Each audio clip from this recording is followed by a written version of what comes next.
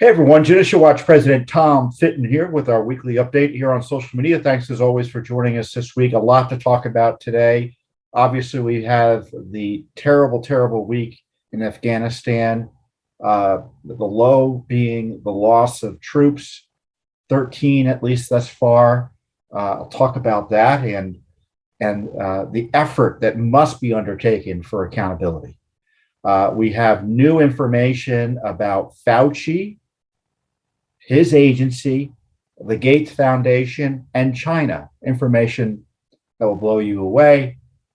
Major new development in our fight for election integrity and clean elections. A federal court has authorized one of Judicial Watch's key lawsuits to move forward to try, in our view, ensure cleaner elections. And plus, we have another cover-up at the Biden White House, this time over dog bites, believe it or not. The corruption is both high and low with the Biden administration. First up, obviously, is the terrible day for America that occurred with in my view, the foreseeable and needless loss of American lives due to a terror attack in Kabul at the airport. 13 Marines, I think 12 Marines and one Navy corpsman has been lost. Their lives have been lost. 15 injured. The number of Afghanis civilians that have been lost is staggering. I think it's at 170 the last time I checked on the news. So this is a disaster, and it's all Joe Biden's fault. It's all President Biden's fault. We see it with, and again, it goes back. I want to take a step back here. There's nothing new under the sun here in Washington, D.C., especially when it comes to the establishment's failures. And we saw during the Obama administration the Benghazi debacle that saw those men lose their lives needlessly because of the fecklessness, the politicization, and failures of leadership by Barack Obama, Joe Biden, obviously he was vice president, and Hillary Clinton. This same gang that made decisions that led to the needless loss of lives in Benghazi and a situation they lied about, the support for terrorists in Syria, the rise of ISIS. They're back at it in Afghanistan, and we're seeing the results. So I warned you last week, it's one thing for 20 years of failure, we're all being told, in terms of Afghanistan, and somehow Joe Biden was just left the last man in the game of musical chairs and he loses. No, he's responsible because there are specific actions that were taken and could have even been taken within the last week to preserve American lives. When I see a Marine commander or Marine general, I think he runs CENTCOM, talking about how they were outsourcing the security of our troops to the Taliban. That's as shocking as anything I've heard from Joe Biden's mouth. And he's facing cognitive difficulties that are really quite apparent to us all. And now we have dead Americans that didn't have to die. And let me be clear. Whoever made a decision to place those troops in the situation they were in is responsible for those deaths. They knew the security was untenable. You can't have force protection while providing the services they were told to provide. Completely crazed, trying to let people come into the airport, separate bad guys from good guys, American citizens from Afghani friends, and Afghanis who weren't friends. Completely untenable. So in order to have force protection and civilian protection, and let me be clear, the civilian loss of life is also on Joe Biden because he created basically a big fat target for our terrorist adversaries. And he took advantage of it. And they knew it was coming. They were warning. They were expecting an attack. And yet nothing, it looked like, was changed, at least sufficiently, because the proof is in the unfortunate demise of the 13 Americans. So don't be confused. Don't be distracted about ISIS-K versus the Taliban. No, you know who had a responsibility to make sure this didn't happen and who knew it could have happened and knew what steps needed to be taken to make sure it didn't happen? The President of the United States and all the people around him. And as I said, what's old is new again. In Benghazi, they outsourced security to the local militia. The February 17th Martyrs Brigade. Can you imagine an organization named that being tasked with the United States government to provide security? And there were attacks on the compound in Benghazi that were ignored, practically speaking, in terms of following up with necessary security measures. And the language was they were sitting ducks in Benghazi too. And that happened again in Kabul, but the consequences being even worse.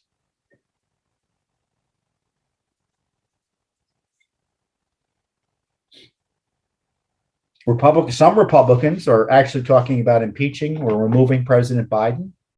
Certainly appropriate. There's more than enough reason even before this to impeach him, or to at least begin an impeachment inquiry, given the corruption involving Hunter Biden, his reckless and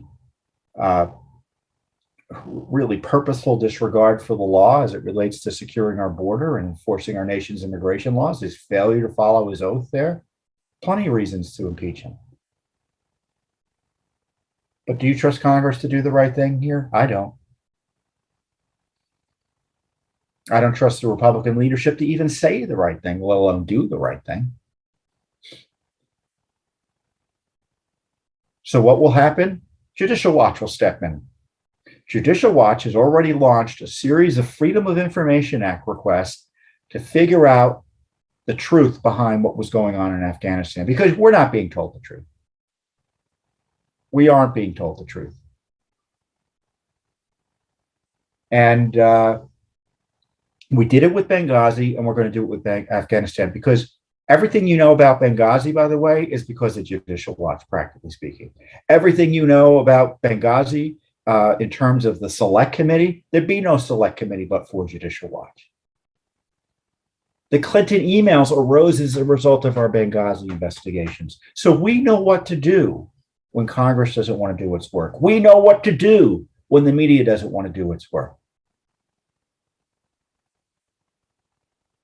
Now, I don't know what's going to happen in Afghanistan or necessarily what should happen. I don't think we should leave Americans behind. I don't think we should have had 4,000 or 5,000 or 6,000 troops in the middle of the Kabul airport being asked to personally screen individuals in a chaotic situation like they were being asked. And this needed to be directly brought forward. And not that I want to be in Afghanistan forever and a day like some people do.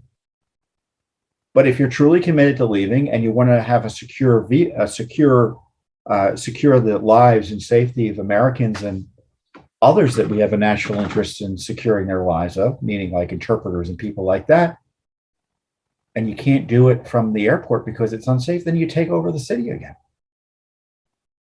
We have the resources to do it, but they didn't want to do that. They didn't want to do that because of the political optics. And I'm sorry, but the military leadership that allowed their troops to be misused and abused and placed in harm's way with obvious risks to them that were borne out in bloody fashion this week, they should be removed as much as the president should be if we're going to be thinking about impeachment.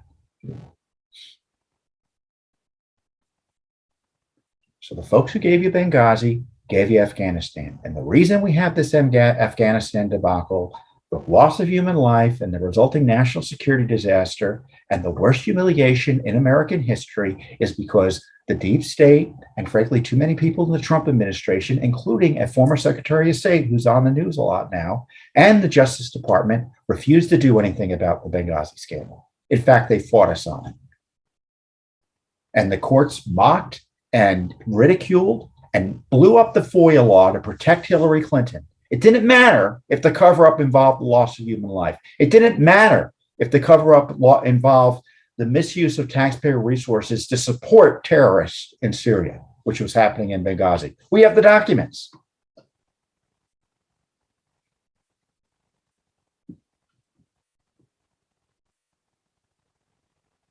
And so why should it surprise us that it's happened again, except 10 times worse?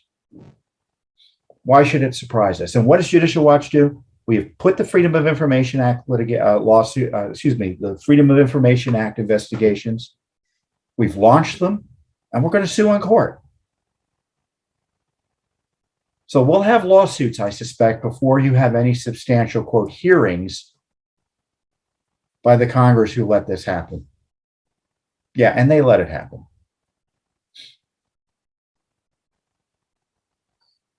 So I could go on and on. I'm sure you're as upset as I am about what happened in Afghanistan and what will continue to happen.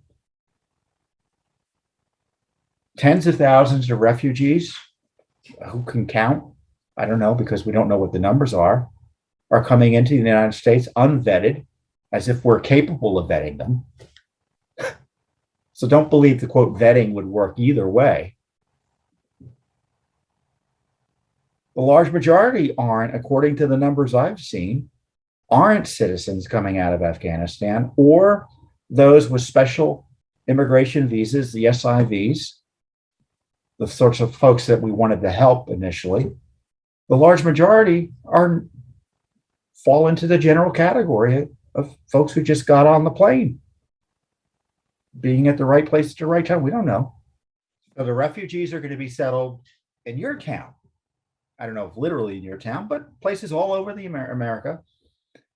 And you'll have to deal with it. Americans will have to deal with it. Joe Biden won't. Secretary of Defense won't. Secretary of State won't. Milley won't. You'll have to deal with the consequences. And I don't trust this administration to bring in one non-US citizen. Not one. This lawless administration run by a man who, as I've said repeatedly, is not up to the task because of age-related cognitive decline. It's quite evident. Maybe there's some other reason for the cognitive decline, but certainly it's there. What a nightmare. But on the other hand, what is it we can do? We can have an impeachment inquiry. We can have leadership talking about the need for an impeachment inquiry, but don't expect that from Republicans. So if you're concerned about it, you need to communicate with your members of Congress about it. And then, of course, you have Judicial Watch to do the separate investigation and get the accountability. Because as I said with Benghazi, if we didn't do the Benghazi investigation, which, by the way, was the most significant non-governmental investigation in American history, the Judicial Watch Benghazi investigation. It led to President Trump. The consequences of it was that President Trump was elected and Hillary Clinton was not.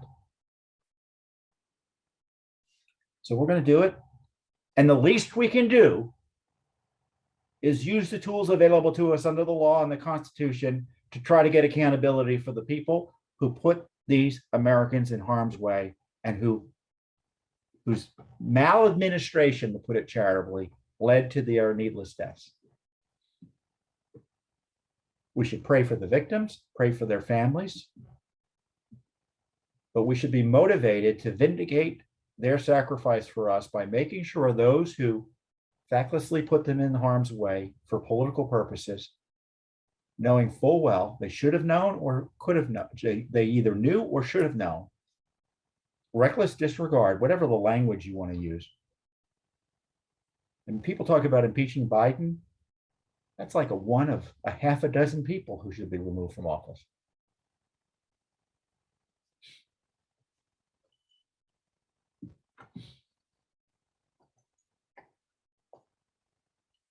But we'll do the basic heavy lifting again to figure out the full truth about what went on and do what we can to try to protect the troops that are there by holding this administration accountable. Because I don't think we're going to be, practically speaking, leaving that region anytime soon. And, this gang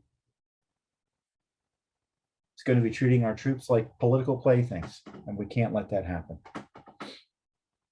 So we'll do what we can in terms of, as a nonpartisan public educational foundation, to both litigate and investigate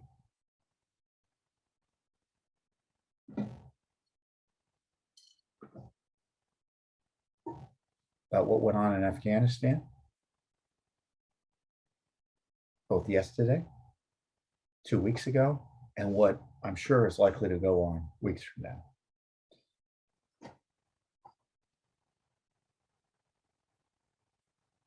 So it was a big news week for Judicial Watch, and we had to kind of veer off. We had a major court ruling by a federal court in Colorado in a lawsuit that we had brought against Colorado officials over the dirty voting lists in Colorado.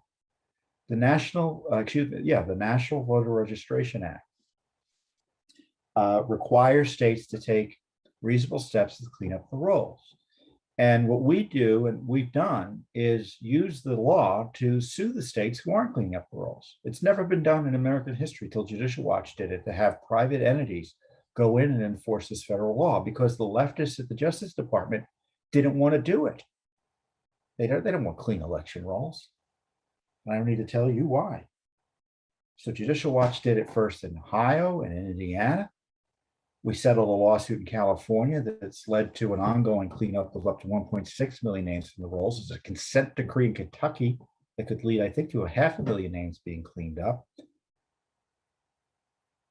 But there were other states with dirty voting rolls. Pennsylvania, North Carolina, I think between the two of them, they had 2 million extra names on the rolls, names that probably shouldn't be there. We sued those states in federal court, but that litigation's ongoing. In Colorado's a mess.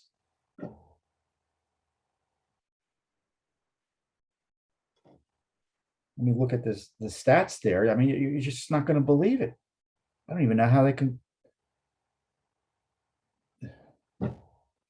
conduct fair and honest elections with these numbers. 2019 study that we conducted found that 40 of Colorado's 64 counties had voter registration rates exceeding 100% of the eligible citizen voting age population. The share of counties with registration rates exceeding 100% was the highest in the nation. So what does that mean? They have more voters on the rolls than there are people who are living there and eligible to vote.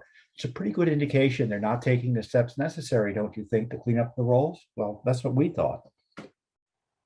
Data that Colorado itself provided to the Election Assistance Commission, which is a federal agency, showed that Colorado was lagging in the processing and removal of certain classes of ineligible registrations belonging to those who had moved out of state. So meaning people moved and they were still on the rolls.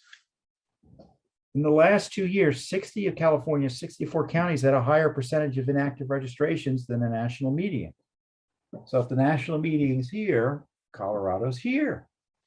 And inactive registrations are people who haven't participated in elections in years, who under federal law should be subject to removal, and it's not being done. And for instance, in 8 Colorado counties, more than 1 in 6 registrants were inactive. The lists are filthy. So Colorado came in and tried to shut our lawsuit down because we sued to clean up the rolls. I mean, and by the way, it doesn't mean rolls in the rest of the country are dirty, but these are kind of outliers that if we can't get these states to clean up the rolls, then we can never really deal with the states that have lesser problems, although significant if you're a voter in that state in terms of clean elections. So they tried to shut our case down. Of course, by the way, we're being challenged across the land by leftist organizations. So when we go into court, it's not just against the states or counties, government officials. We have the left trying to intervene, sometimes successfully, to try to thwart our litigation. So yeah, it's kind of like Judicial Watch versus George Soros in some of these cases, practically speaking.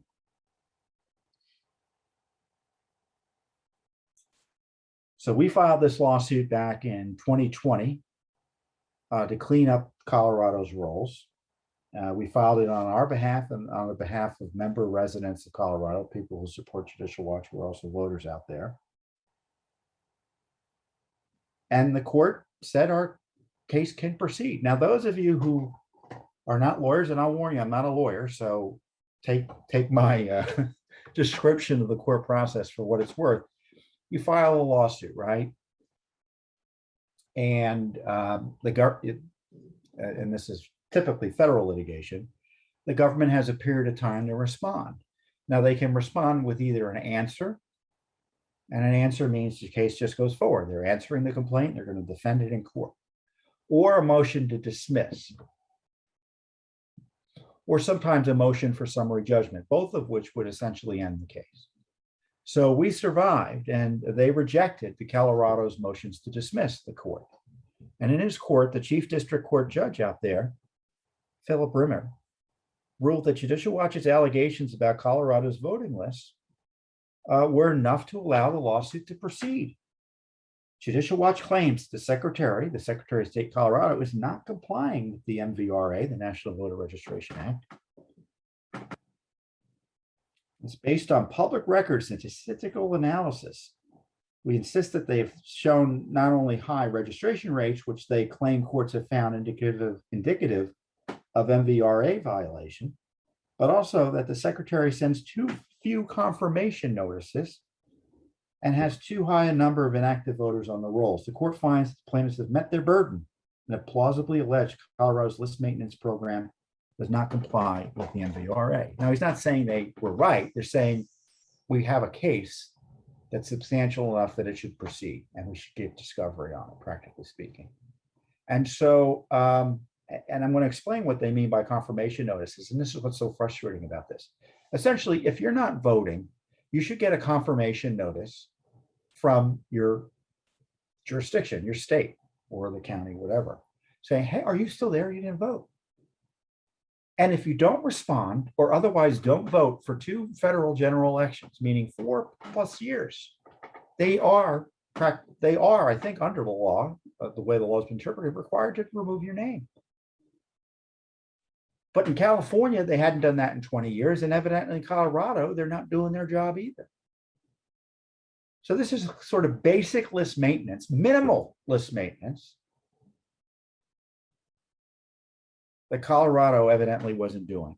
And the court further ruled that the individual plaintiffs, Judicial Watch and Company, have standing to sue based on the fact that the non-compliance with the MVRA undermines the individual plaintiff's confidence in the integrity of the election process and discourages their participation in elections.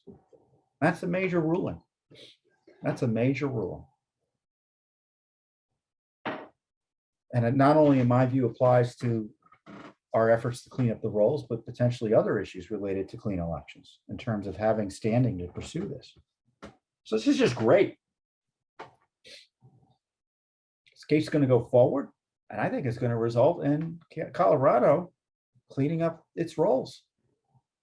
Maybe not as much as we like, but more than they would have without the federal lawsuit. And the Justice Department is going to do this. Justice Department is harassing states who are trying to increase voter security. Even if the voting rules are actually been expanded past where I would have, and where they were expanded past where they were prior to 2020, the leftists in the Justice Department are targeting states like Georgia, and they're going to go after Texas. Texas is about to pass their voter security laws again. Or they're going to pass them, and they'll probably be signed over the next few weeks. Justice Department's going to go after them over that. So Judicial Watch is in court trying to make sure the elections are cleaner, either next year or in 2024 or 2026. I mean, this is a long ball game, folks. And it may be frustratingly slow, but nothing is being done otherwise. Nothing. And remember, people who would challenge the 2020 elections, the courts went after.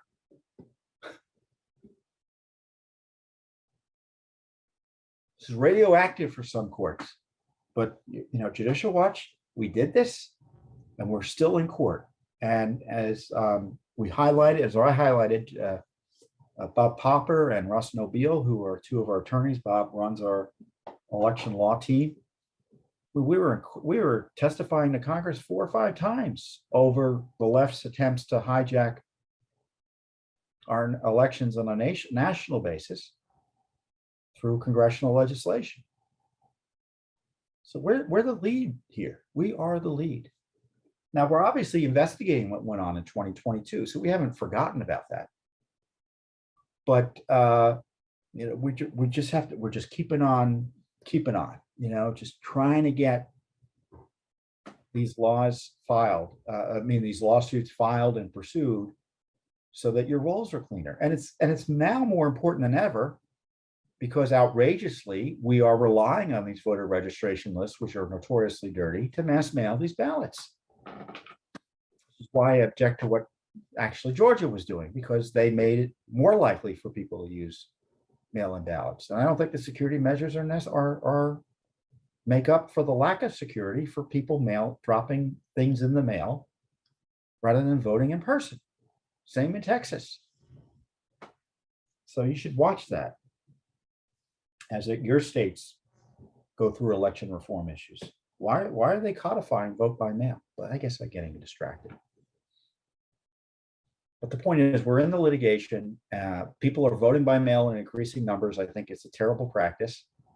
But in the least, we need to make sure the rolls are cleaner. No one else is doing it but Judicial Watch, at least at the federal level. So it's great news.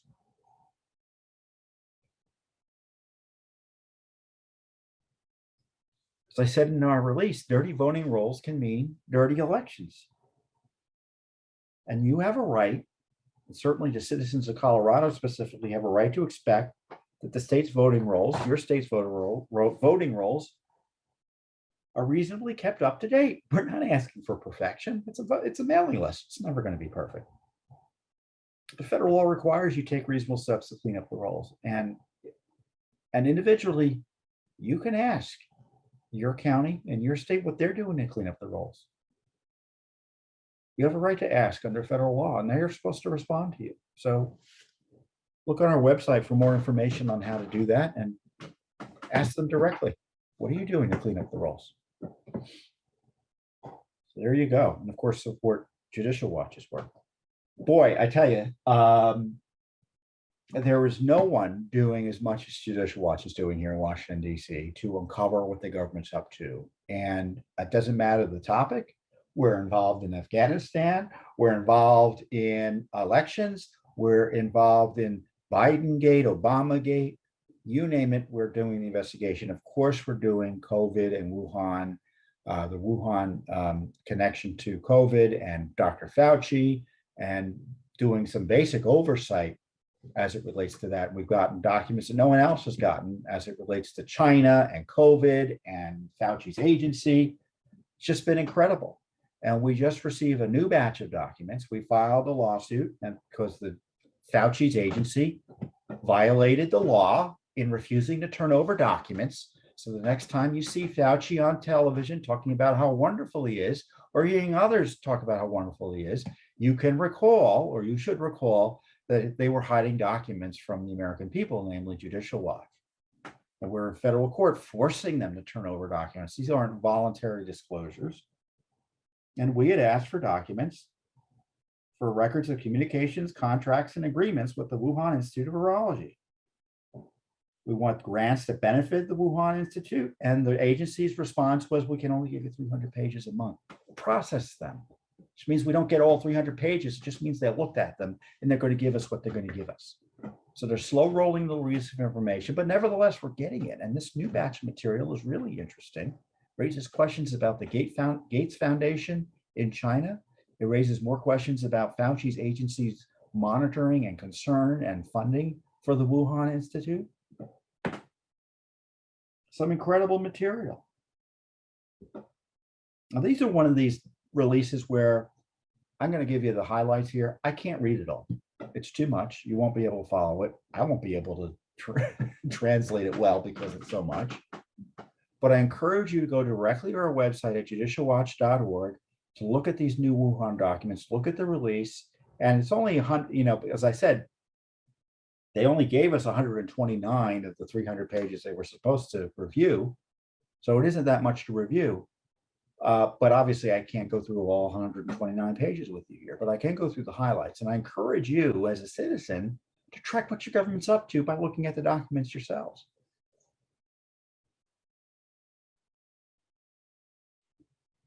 And as our lead paragraph says, and this is a good way of summarizing it, the emails include a quote, urgent for Dr. Fauci email chain, which cites ties between the Wuhan lab and the taxpayer-funded EcoHealth Alliance. You may remember that's the contractor that was getting money from the Fauci's agency that was then giving projects and grants to Wuhan Institute. Government emails also report that the foundation of US billionaire Bill Gates worked closely with the Chinese government to pave the way for Chinese-produced medications to be sold outside of China and help quote, raise China's voice of governance by placing representatives from China on important international councils as high-level commitment from China. Kind of awkwardly written, but Gates was helping the Chinese get on, quote, international councils. This is a government document that says that. It's all tied to Wuhan, too, because that's how we got the document. We didn't ask for the Gates Foundation. The new emails include a report from Dr. Ping Chen. Now, Dr. Chen was Fauci's, I guess, woman in Beijing, our man in Moscow, our man in London. She was effectively a spy for our health agencies in China. And she left that spot. She was in the embassy. She had been to the Wuhan lab, interacted with all these officials. And she left, I think, 3 weeks before, the Wuhan Pneumonia, as it was initially called, these documents show, erupted. So there's this email that says, urgent for Dr. Fauci, China's lab for studying SARS and Ebola in Wuhan. And we already gotten that email. And they noted there's a Daily Mail story talking about the Wuhan Institute, and it was urgent. And what was Dr. Chen's response? You can ask Eric Stemme, who was a research program officer, who was responsible for the funding in part, for the grant awarded to the EcoHealth in New York City, who collaborates with Dr. Xi Jinping in Wuhan Institute of Virology, who has been doing coronavirus research in the cave bats in China. Eric would know what exactly NIH funding supports. I visited her and others at the Wuhan, and now that Dr. Xi, I think that's the quote bat lady. I visited her and others at the Wuhan Institute in 2018 and visited its BSL-4 lab. And then there's a redaction. Also in 1983, NIH and Chinese Academy of Sciences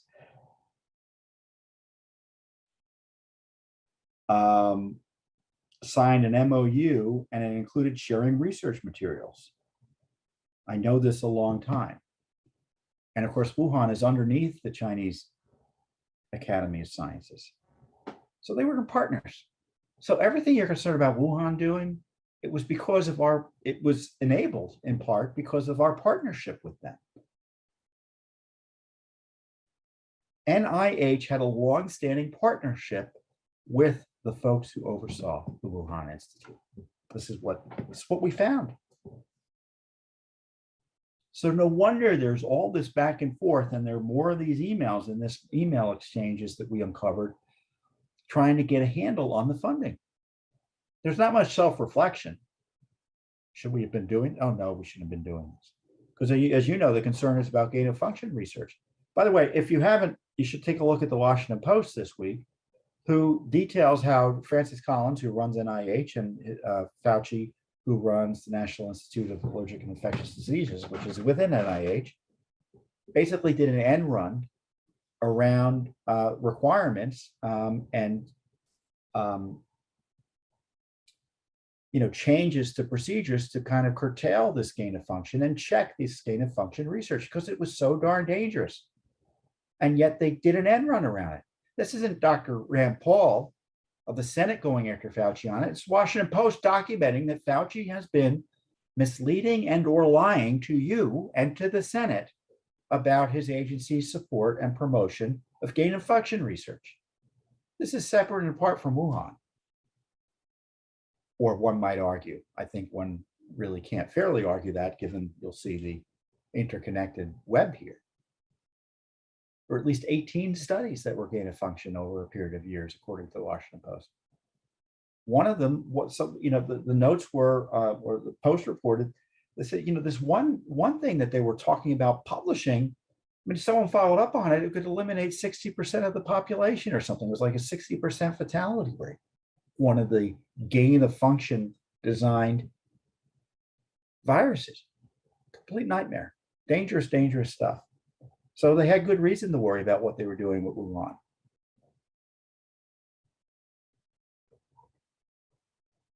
So I want to talk about, as I said, I don't mean to call her, she wasn't literally a spy, to be clear, but she was acting as a spy. When you read this, it's kind of like this, I don't know, podunk spying on Wuhan. Now, we had talked about before how she had gotten in there and told them, Dr. Ping Sheng, that she couldn't take pictures of the inside, so she took pictures on the outside. Well, what they gave us was another part of that email chain.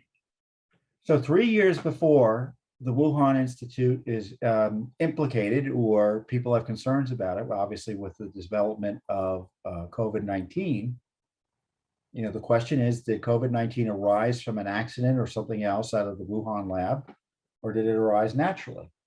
And of course, Fauci and company, despite having concerns that it was not natural, and that's why they were asking about all the funding that we're uncovering here in Judicial Watch's litigation. I mean, in 3 years before the Wuhan Institute comes into the news because of COVID-19, you can see the intense interest by Fauci's agency in its operations. So I said Ping Chen was Fauci's woman on the ground in Beijing. And Chen writes in 2017, the Wuhan lab will be operational soon. The visit has been arranged through one of our grantees. I was told only certain viruses can be worked in this lab, and then it's redacted. And a top official, Mr. Handley, responds, this is the key part. Please make a very careful and full report on what you learned during this visit. It will be a very important interaction and one that many are interested in. Please share your report with us before it goes into any other reporting. Does this sound like a spy operation? They were nervous, and they were funding it at the same time. So I encourage you to read this material. When you see the research that NIH and Fauci's agency was funding, your hair's going to stand on it. Here's one example. University of Minnesota and the Chinese Academy of Sciences Institute of Virology, review of origin and evolution of pathogenic coronaviruses. Columbia University School of Public Health. They published a report a few days ago. This is January 22nd, 2020. Columbia University Public Health, EcoHealth Alliance. And again, the Chinese Academy of Sciences Institute of Virology published a few days ago on the results of surveillance of human-animal interactions and bat coronavirus spillover potential rural southern China. Again, Wuhan Institute of Virology, studying the coronaviruses in wild animals, focusing on bats in China. Heavily redacted email describing it. All of this around the time coronavirus is emerging. I call it coronavirus. It's COVID-19 into the world.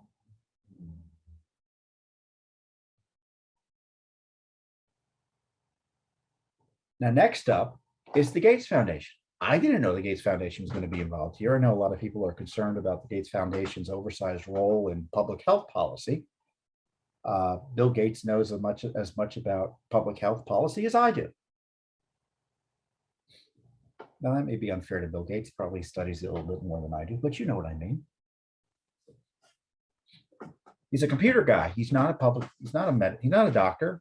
He's not a biologist. He's not an epidemiologist. He's a layman who has an interest in this area.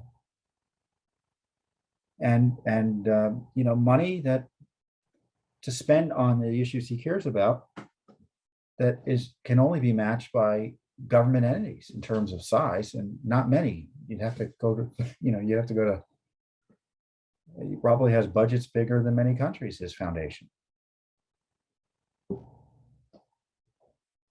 So they met with them in China.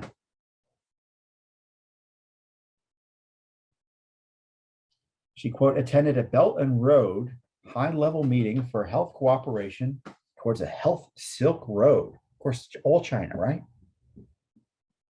And this was in 2017. It was a situation report. Last week, USAID, which is the other big funder of Wuhan, the CDC, and the Environmental Science, Technology, and Health, I'm not quite sure if that's a Chinese or other agency. I think it's a US agency. And I met with the Gates Foundation. We initially planned to talk about global malaria eradication efforts to see if there's any area we can work together. But we ended talking in general Chinese policies and the foundation's current strategies in China, capacity building to help China raise its national standards and leverage China's resources to help others. One of the examples for raising the national standards is to help China FDA for its reform. Gates Foundation has managed to work out a mechanism with China FDA to provide funding to China FDA for placing experienced Chinese Americans who had worked at US FDA for many years to work in China FDA as senior consultants. On the approach for leveraging China's resources to help others, Gates Foundation is working with Chinese government on donations to its neighboring countries and African countries such as anti-malaria medications, bed nest diagnostics, etc. More specifically, it helps Chinese companies to gain pre-qualification of medications so that Chinese company manufactured drugs can be sold outside of China. Helps the Chinese to establish bilateral collaboration with specific countries in Africa, teaches the Chinese how to do resource mobilization, helps raise China's voice of governance by placing representatives from China on important international councils at high level commitment from China. Well, how do you like them apples? The Gates Foundation is working hand in glove with the Chinese government to help advance its interests, increase its leverage, and talking about it with the Fauci's agency's person, Dr. Shen. So triple. So whenever you hear about the US complain about China's health policies and FDA, I mean, we're working hand in glove. And the Gates Foundation is acting like as an agent for the country, it looks like. Is there going to be a Foreign Agent Registration Act investigation into Bill Gates given this document? I doubt it. It's pretty incredible. I don't know. We put this material out. I don't know if the Gates Foundation has responded to it, but I want an explanation.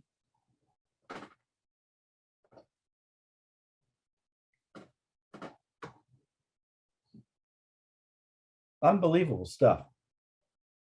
So I encourage you to go ahead and look at all of this. There's so much here I can't get into right here, but it is further confirmation, and I'm going to use my quote to summarize it. The emails provide extraordinary and troubling information about Fauci's agency's partnership with China and its monitoring concerns and funding for the Wuhan Institute. They're spying on it while funding it. Don't you love it? The Gates Foundation should also explain the government report. This is a government report. This is not someone, again, a senior official for the US government in China, who wrote the report about its assistance to and advocacy for China. I want explanations. I want an investigation, don't you? So there are more records coming. We've exposed more than anyone else has on what's going on with China and Fauci and WHO and all the rest and COVID. And there's more coming. So I encourage you to keep up track with our work. And as I said, go to our website at judicialwatch.org to really read all the documents. Read all the documents. So oftentimes in government, you find corruption at the high level with the destruction of Afghanistan, and at the low level with the lying about, relatively speaking, petty things. But I don't think this issue is necessarily petty. But the corruption usually is endemic. And we found this to be the case with a Secret Service lawsuit that we had filed. It was against the Department of Homeland Security. The Secret Service is a sub-agency about Joe Biden's dogs biting agents. And when we filed the lawsuit, of course, the liberal media made fun of us because how dare us ask any questions. Our concern was that we had federal agents, law enforcement personnel who are risking their lives to defend the president, his family, visitors to the White House complex, and others who are being injured, and we don't know the details about it. So we sued, and I frankly couldn't believe the material we got. It's even worse than we thought. And we now know that the Biden White House was covering up the extent of what was going on. This is the headline. Secret Service records show Biden dog Major, remember he had two dogs, Major and Champ, repeatedly bit Secret Service personnel. At least 6 times by my count. 6 times. We were only told about 1 or 2 incidents by Jen Psaki, the White House spokesman. One email notes that the current rate, an agent or officer has been bitten every day this week. It was between the first week of March, the 1st through the 8th, causing damage to a tire or bruising punctures to the skin. So damage to a tire meaning they tore something. Documents show that agents were advised to protect their, quote, hands and fingers by placing them in their pockets. Photos of the dog bite injuries, of course, were withheld. They have pictures of the injuries. They didn't want to turn those over to us. So they were produced this week in response to a Judicial Watch FOIA request and lawsuit. And I mean, the documents are just awful in the sense that they describe, poor Major, who is probably a good dog, but, obviously he can't be at the White House or shouldn't have been at the White House. And he should have been kept away from people a lot sooner than he was. One email attached, this is a March 8th email. Attached are a couple of photos from the dog bites SA Special Agent blank had received the last week from the first family's pet, Major. And they go through all the bites. The bite caused some bruising. I see in the picture, the bite caused bruising and a puncture to the skin. I mean, we've all had dogs, and we've probably had or are aware of or run into dogs that are out of control. And Major was out of control. And a dog that punctures the skin is a dog that is, it's a major issue.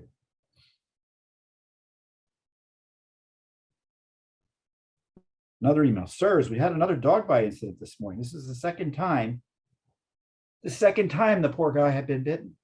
Another person was bitten twice on the arm. And that's an attack. I mean, imagine your arm getting,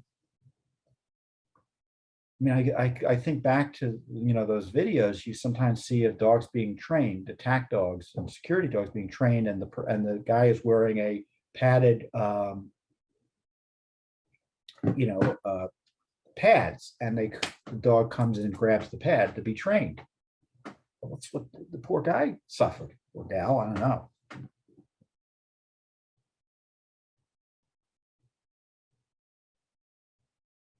Poor Champ didn't make it out. There's a funny line in there about Champ doing some business in the White House carpet. One of the incidents, by the way, occurred while the dog was under control of the protectee, which I take to mean President Biden. This is the question: who was minding the pets, protected or residence usher staff? Resident/usher staff. Agent response: protectee. Usher was there as well.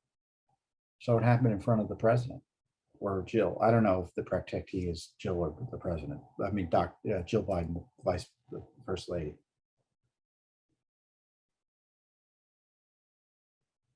For your situational awareness, White House Medical Unit responded to the South Portico short time. Uniform Division White House report of a pass holder with a dog bite. Got treated in the doctor's office. So the emails go on and on like this. And as I said, I'm sure Major is a good dog. I'm sure Major is a good dog.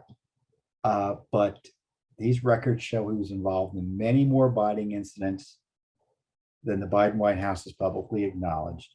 And it's disturbing to see a White House cover-up of numerous injuries to Secret Service and White House personnel by the Biden family pet. And, the New York Post covered this story. And I don't know if we're going to be able to get the clip, but, hopefully we can get it in here. So I don't know if it's run or not. But as you can see, or will see, Jennifer Psaki was asked about this. And, the reporter was making the clip point is, if you lie about the small stuff, why should we believe you on the big stuff, meaning Afghanistan? And of course, she, as you saw or will see, that she sloughed off the question. She thought it was not an important question. And I'm sure the reporter is going to get attacked for daring to ask about this cover-up. But you had numerous Secret Service agents injured by this poor dog.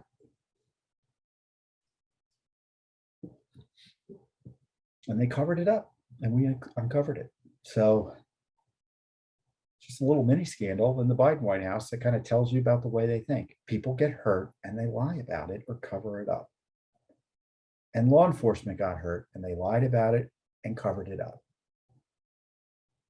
And yes, you don't have to, you can by omitting facts, that is lying. If the facts are material, lying by omission. So that's what happened here.